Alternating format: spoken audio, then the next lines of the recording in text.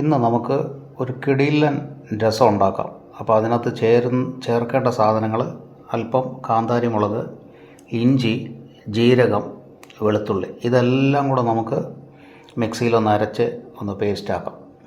കടു പൊട്ടിച്ചതിന് ശേഷം നമുക്ക് അരച്ച ചേരുവകളെല്ലാം നമുക്ക് ചേർത്ത് മിക്സ് ചെയ്യാം.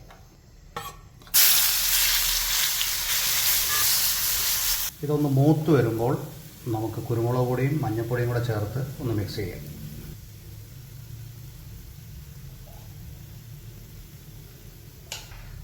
അല്പം കായം കൂടെ ചേർത്താൽ നല്ല മണമായിരിക്കും. നമുക്ക് ഇച്ചിരി കുരുമുളക് പൊടിയും കൂടെ ചേർക്കാം. നമുക്ക് അല്പം തക്കാളി ഇതിനകത്ത് ചേർക്കാം. ഒന്ന് ചൂടായിട്ടൊന്ന് വരട്ടെ. മൂപ്പിച്ചതിന് ശേഷം നമുക്ക് ബാക്കി ഐറ്റംസും കൂടെ ചേരുവ കൂടെ ചേർക്കാം. വളരെ എളുപ്പത്തിൽ നമുക്ക് നല്ലൊരു രസം ഉണ്ടാക്കാം.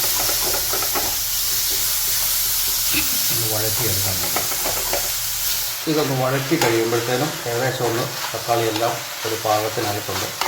ഇനി നമുക്കത് വാളംപുളിയും കൂടെ പിഴിഞ്ഞ് ചേർക്കാം.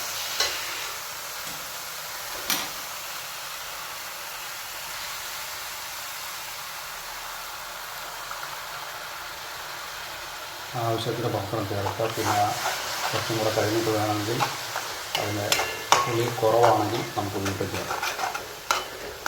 ഇപ്പം നല്ലൊരു പേസ്റ്റ് പരുവമായിട്ടുണ്ട്. നമുക്ക് ഇനി കുറച്ച് ഉപ്പും കൂടെ ചേർക്കാം.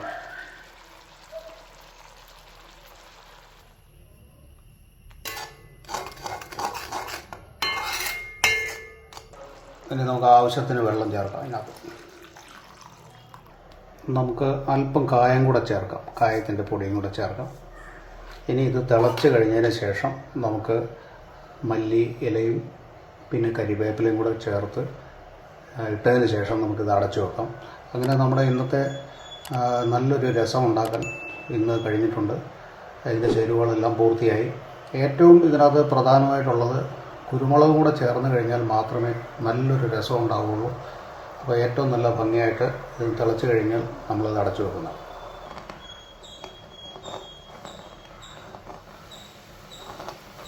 ഉപ്പും പുളിയും എല്ലാം പാകമാണെങ്കിൽ നമുക്ക് ഇതിനകത്ത് മല്ലിച്ചപ്പും കൂടെ ചേർക്കാം. അവസാനമായിട്ട് നമുക്ക് കരിവേപ്പില മുറിച്ച് അതിനകത്ത് ഇടുകയാണെങ്കിൽ ആവി കൊള്ളുമ്പോൾ അതിൻ്റെ നല്ല മണവും കൂടെ കിട്ടും. അങ്ങനെ നമ്മുടെ ഇന്നത്തെ രസം ഇവിടെ പൂർത്തിയായി. ഇനി നമുക്കത് അടച്ചു വെക്കാം.